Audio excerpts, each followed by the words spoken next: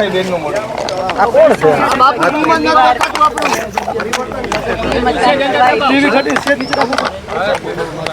સાહેબની ખોટ જેમ મને વર્તાય છે એમ અમારા સૌ કાર્યકર્તાઓને વર્તાય છે, લોકોને પણ સાહેબની ખોટ ચોક્કસ દેખાઈ આવે છે. આ તકે મેં મારા મતનો ઉપયોગ કર્યો છે.